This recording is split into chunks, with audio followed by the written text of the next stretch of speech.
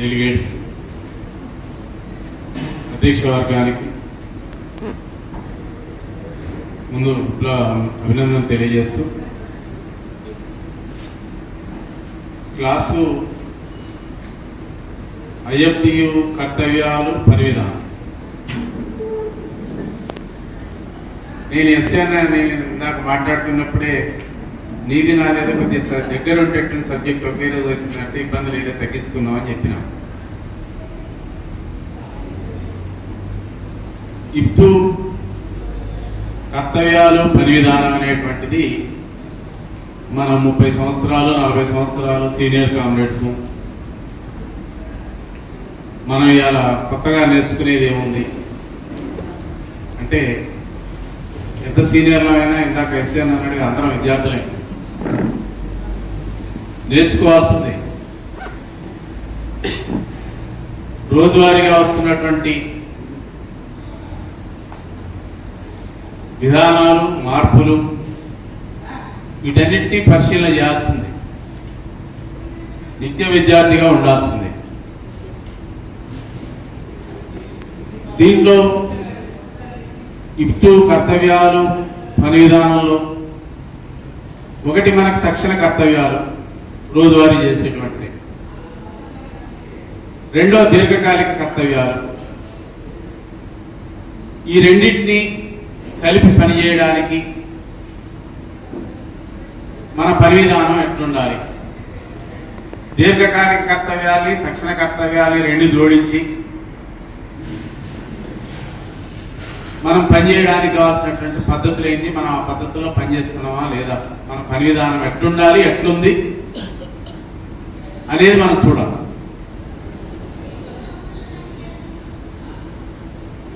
మనకున్నటువంటి ఐఎఫ్టీకి ఉన్నటువంటి దీర్ఘకాలిక లక్ష్యం ఏమిటి? వాళ్ళ దేశంలో అనేక ట్రేడ్ యూనియన్లు ఉన్నాయి. 1920లో ఏర్పడేటువంటి ఏఎన్టీసీ కాంచి C2, ఏఎన్టీసీ, పిఎంఎస్, హెచ్ఎంఎస్, అనేక స్వతంత్ర సంఘాలు దేశంలో ఉన్నాయి.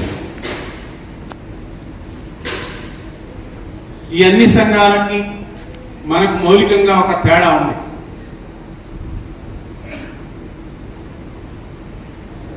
కార్ల్ మార్క్స్ మన సమాజాన్ని ఒక విశ్లేషణ చేసింది. సమాజం మార్పు ఎట్లా జరుగుతుంది, ఒక శాస్త్రం ఇది కూడా ఒక సైన్స్, ఇది కూడా సమాజ విశ్లేషణ అనేటువంటి. ఆదిమ సమాజం, బానిస సమాజం, ఫ్యూడల్ సమాజం, పెట్టుబడిదారి సమాజం, సోషల్ సమాజం. ఫ్యూడల్ సమాజం నుంచి మారేటువంటి క్రమంలో సమాజంలో వచ్చినటువంటి వాణిజ్యపరంగా వచ్చినటువంటి, సాంకేతిక పరంగా వచ్చినటువంటి అనేక మార్పులు, అదే దాన్ని మనం పారిశ్రామిక విప్లవం అన్నాం. అప్పటిదాకా ఉన్నటువంటి వ్యవస్థలు వేరు. శ్రామికులు లేరా అంటే అంతకుముందు శ్రామికులు ఉన్నారు. కుటీర పరిశ్రమలు, చేతి పరిశ్రమలు పనిచేసేటువంటి వాళ్ళు, మనకు అవసరమైనటువంటి వస్తువులు ఉత్పత్తులు చేసేటువంటి వాళ్ళు ఉన్నారు ఆనాడు కూడా శ్రామికులు. కానీ ఎప్పుడైతే పారిశ్రామిక విప్లవం వచ్చిందో, చేతి వృత్తులు వీటి స్థానాల్లో ఎప్పుడైతే శాస్త్ర సాంకేతిక పరిజ్ఞానం, కరెంటు కనుక్కోవడం, విమానాన్ని కనుక్కోవడం, యంత్రాలను కనుక్కోవడం, ఇవన్నీ ఆవిష్కరణల తర్వాత సమాజంలో ఉత్పత్తుల్లో పెద్ద ఎత్తున మార్పులు వచ్చినాయి. పాత వాళ్ళ పనిగోల్పోయారు, చేతి వృత్తుల్లో పనిగోల్పోయి ఆధునిక కార్మిక వర్గం అనేటువంటిది వచ్చింది. పారిశ్రామిక విప్లవంతో సమాజంలో, ప్రధానంగా యూరోప్ దేశంలో, ఇంగ్లాండ్లో పారిశ్రామిక విప్లవం వచ్చిన తర్వాత ఆధునిక కార్మిక వర్గం అనేటువంటిది ఏర్పడదు. ఆధునిక కార్మిక వర్గం కొనసాగింపేమా. ఆనాటికే ఆధునిక కార్మిక వర్గం ఏర్పడే నాటికే కారల్ మార్క్స్ ఈ దోపిడీ ఏమిటి, పని గంటలు ఏమిటి, ఈ దోపిడీ లేని సమాజం ఎట్లుండాలి, కార్మిక వర్గ యొక్క స్థితిగతులు ఏమిటి అన్నీ అధ్యయనం చేశారు ఆనాడు తత్వవేత్తలందరూ. అందుకే అప్పుడు కారల్ మార్క్స్ ఏదైతే మనకు కమ్యూనిస్టు ప్రణాళిక రాష్ట్రంలో ప్రపంచ కార్మికులందరూ ఏకం కండి అనేటువంటి ఆ వెలుగులో పెట్టుబడిదారి సమాజాన్ని ఎదిరించేటువంటిది కార్మిక వర్గం. ఇది ఆధునిక పెట్టుబడిదారి వర్గం. పెట్టుబడిదారి వర్గానికి తనంతట తానే, తనకు తెలియకుండానే వాళ్ళు పెట్టుబడులు పెట్టి పరిశ్రమలు పెట్టి వాళ్ళంతటా వాళ్ళకి తెలియకుండానే ఒక శత్రువర్గాన్ని, వాళ్ళని పొందబెట్టేటువంటి ఒక కార్మిక వర్గాన్ని కూడా సృష్టించింది పెట్టుబడిదారి వర్గం అంటాడు. అట్లా ఆధునిక కార్మిక వర్గం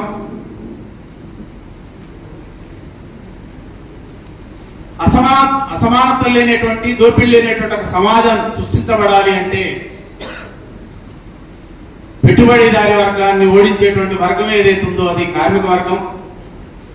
చైతన్యవంతమైనటువంటి వర్గం ఇది. భూత్వా సమాజాలను ధ్వంసం చేయాలంటే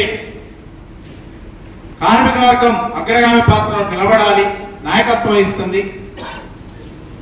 దీని చారిత్రక కర్తవ్యం ఇది అని ఆనాటి సమాజాన్ని, పెట్టుబడిదారి సమాజం ఆవిర్భావం తర్వాత విశ్లేషణ చేశాం. ఆ వెలుగులోనే రష్యాలో విప్లవం, అనేక దేశాలు ఇవాళ లేకపోవచ్చు, కార్మిక వర్గం ఆ పాత్రని పోషించాలి, పోషిస్తుంది చారిత్రకంగా. ఆ మార్క్సిస్టు భావజాలంతో ఏదైతే పెట్టుబడిదారి వర్గానికి వ్యతిరేకంగా కార్మిక వర్గం ఈ సమాజాన్ని ధ్వంసం చేయటంలో, ఈ సమాజాన్ని ధ్వంసం చేసి ఒక నూతన సమాజాన్ని తీయటంలో కార్మిక వర్గం పాత్ర అగ్రగామి పాత్రగా ఉంటుంది. అట్లా మనం ఈ దేశంలో ఆ భావజాలంతో, ఆ సూత్రీకరణతో మన ఐఎఫ్టియు పనిచేస్తాం. చాలా ట్రేడ్ యూనియన్లు అన్ని కూడా పనిచేయట్లేదా, వాళ్ళు ఏం పనిచేయట్లేదా ఉన్నాయి. వాళ్ళందరూ కార్మికుల సమస్యలు మళ్ళాయని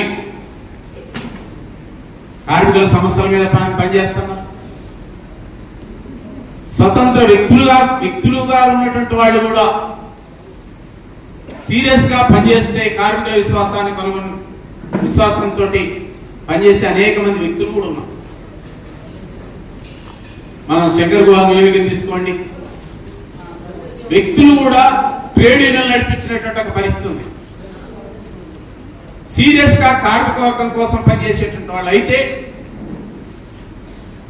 మన ఇటు 78లో ఏర్పడ్డ నాటికి అనేక సంఘాలు ఉన్నప్పటికీ కూడా, C2 AITC లాంటి సంఘాలున్నా కూడా వాళ్ళ మీద సమాజ మార్పులు చేస్తామని ఏం చెప్పినా వాళ్ళ పాలక వర్గాలలో ఓట్ల సీట్ల రాజకీయాల్లో మునిగి తేలుతున్నటువంటి స్థితిలోనే ఉన్నారు. ఒక ప్రత్యామ్నాయంగా విప్లవ ట్రేడ్ యూనియన్ ఐఎఫ్టి నిర్మాణం అవసరము అని మనం భావించి ఏర్పాటు చేశాం.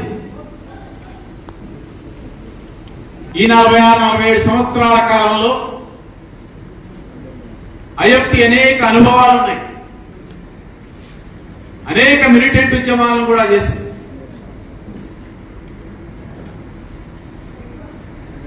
అందుకే ఐఎఫ్టి యొక్క దీర్ఘకాలిక లక్ష్యం ఏంటి, కర్తవ్యాల మనకు ఈ దేశంలో అసమానతలు లేని సమాజాన్ని నిర్మాణం చేయాలి. ఈ వ్యవస్థను ధ్వంసం చేసి రైతాంగం ఇతర శక్తులతోటి ఈ వ్యవస్థను ధ్వంసం చేసి కార్మిక వర్గ రాజ్యాన్ని ఏర్పాటు చేయాలి. అప్పటిదాకా ఈ సమాజంలో సమస్యలు పరిష్కరించబడవు అనేటువంటిది ఒక దీర్ఘకాలిక లక్ష్యం, అంది ఒక రాజకీయ లక్ష్యం, ఒక విప్లవ లక్ష్యం. ఇది మనం బుర్రలో పెట్టుకోవాలి. ఈ దీర్ఘకాలిక లక్ష్యం వైపు మనం నడిపించడానికి మనం తక్షణ సమస్యలు తీసుకుంటాం. ఇందాక ఎస్ఐ చెప్పిండు తక్షణ సమస్యలు ఇవాళ వివిధ రంగాల్లో వస్తున్నటువంటి సమస్యల్ని, ప్రభుత్వాలు ఇస్తున్నటువంటి విధానాల్ని, కార్మిక వ్యతిరేక విధానాల్ని, 78 సంవత్సరాల కాలంలో 40 ఏళ్ళు చూసుకుంటే కార్మికుల సమస్యలు తగ్గాలి, జీవన ప్రమాణాలు పెరగాలి, స్థిరత్వం రావాలి, ఉద్యోగ భద్రత కావాలి, ఇవన్నీ అవకాశాలు పెరగాలి, అభివృద్ధి అయిపోవాలి సమాజం. కార్మిక వర్గం కూడా వాళ్ళ సమస్యల పరిష్కారంతో పాటు వాళ్ళు అభివృద్ధి ప్రయాణం చేయటం అంటేనే సమాజం అభివృద్ధి చెందటం అంటేనే మన అభివృద్ధి చెందడం, కార్మిక వర్గం యొక్క సమస్యలు పరిష్కరించబడటం. ఈ 75 సంవత్సరాల కాలంలో అటువైపు లేదు, వెనక్కిపోతున్నాం తిరిగి మనం. కనుక తక్షణ సమస్యలు మన ముందు సీరియస్ ఉన్నాయి. మీరు ఏ రంగంలో తీసుకోండి, ఏ రంగం నిలబెట్టండి. వాళ్ళ రాష్ట్రంలో మనకు 75 షెడ్యూల్డ్ రంగాలు ఉన్నాయి. 70 షెడ్యూల్డ్ రంగాలు, 1,20 లక్షల మంది, 18 సంవత్సరాల నుంచి కనీస వేతనాలు రివ్యూ చేయలేదు. పెరుగుతున్న నెలకు అనుగుణంగా నీకు వేతన జీవోలు పైన చేయలేదు ఈనాటికి.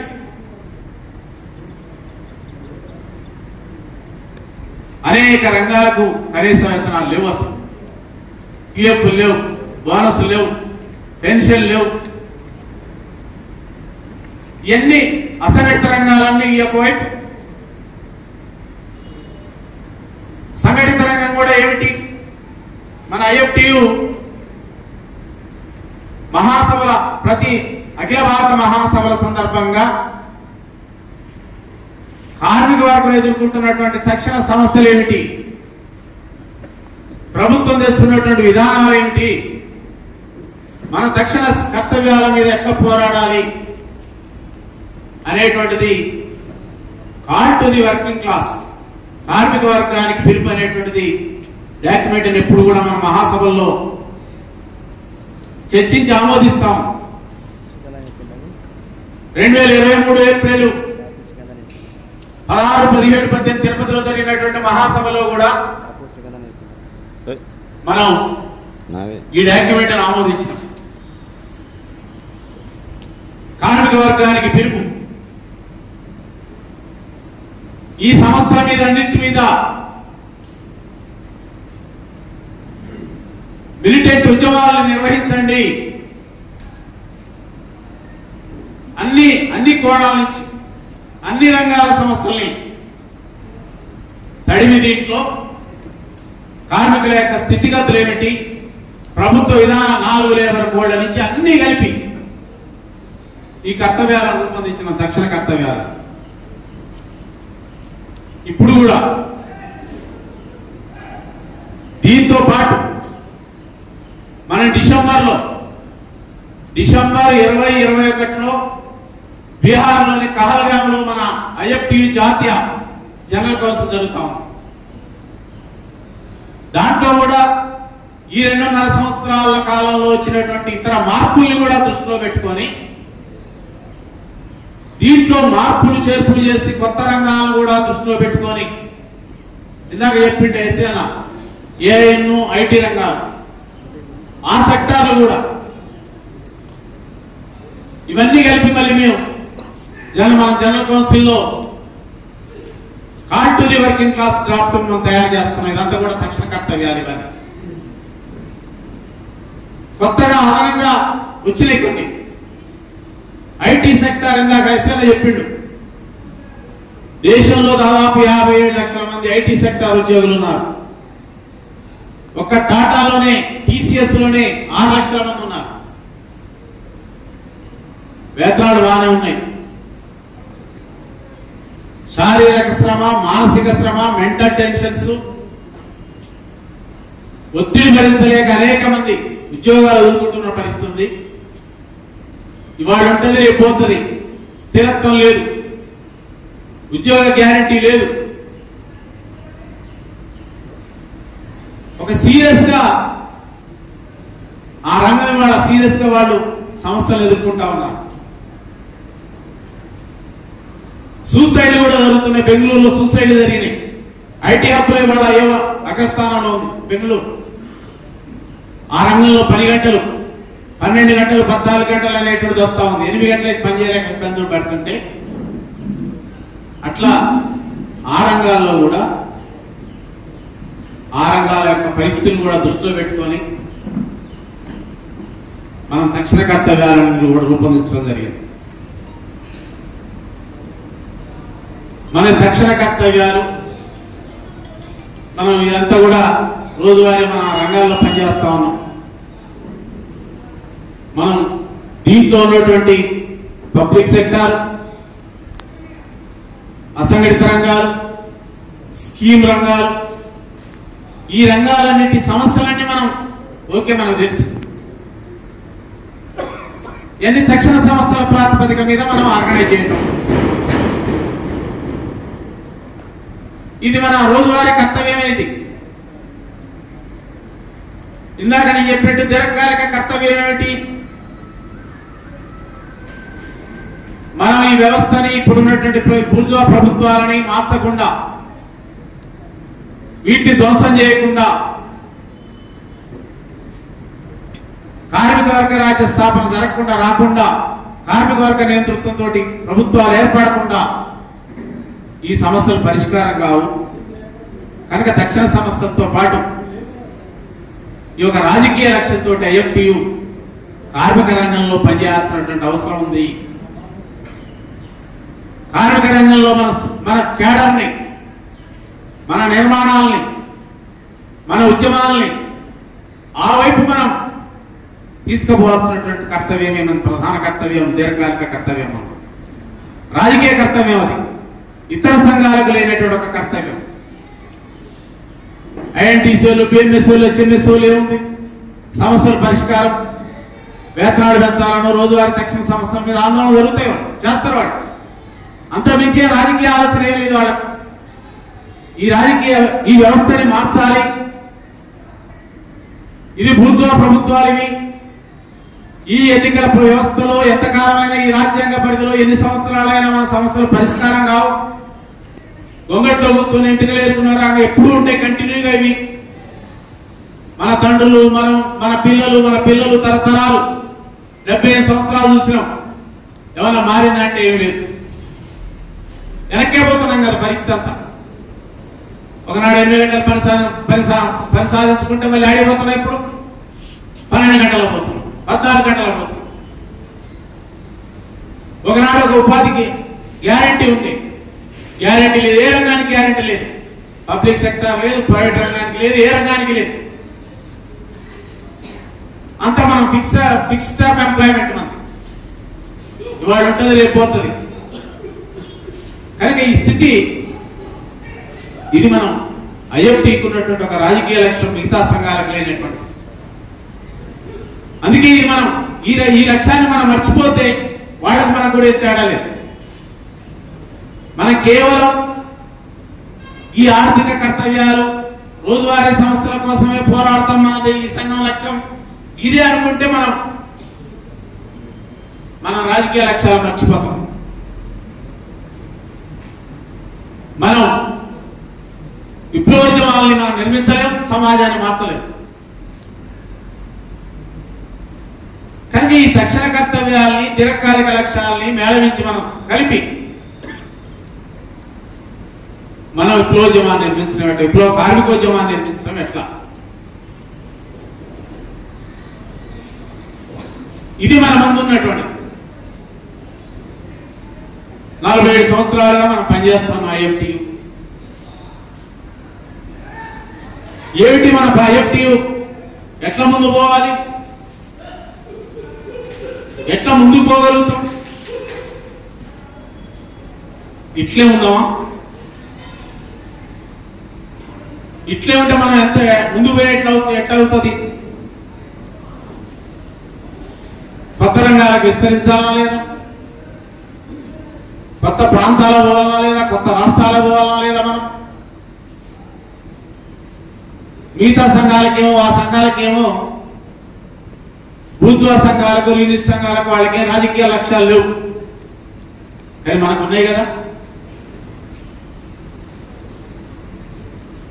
కనుక మనం విప్లవ కార్మికోద్యమాన్ని మనం బలమైనటువంటి కార్మికోద్యమాన్ని ఒక ప్రత్యామ్నాయంగా, ఆ సంఘాల కంటే ఒక భిన్నంగా కార్మిక వర్గాన్ని సమీకరించడం ఎలా అంటే, మనం కొన్ని పద్ధతుల్ని, మనం పని పద్ధతుల్ని, పని విధానాన్ని మనం అలవర్చుకోవాలి. ఏమిటి పని పద్ధతులు మనకు?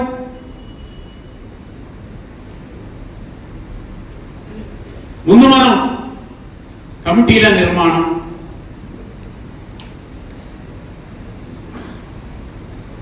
మీరు చెప్పండి,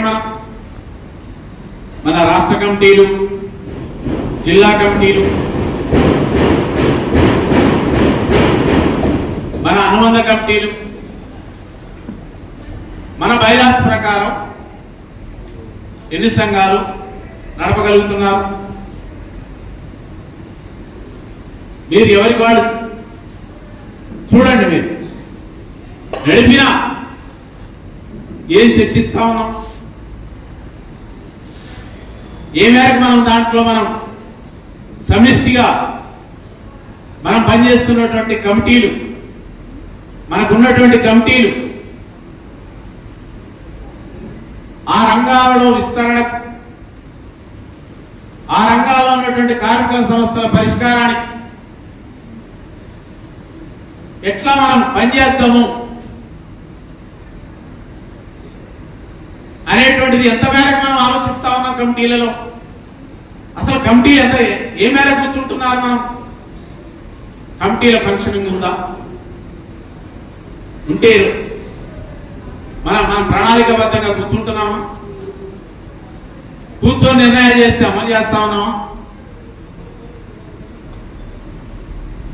అట్లా లేదని నేను అనుకుంటాను. సమావేశాలు కూర్చోవచ్చు కూడా, కానీ ఆ కమిటీ సమావేశాల్లో తీసుకున్నటువంటి నిర్ణయాలు ఏ మేరకు అమల్లో పోతున్నాం, ఎందుకు పోలేకపోతున్నాం?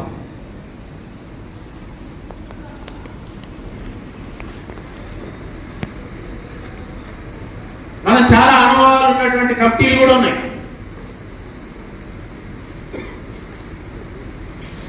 మనకున్నటువంటి అనుబంధ సంఘాలు, వివిధ రంగాల్లో పనిచేస్తున్నటువంటి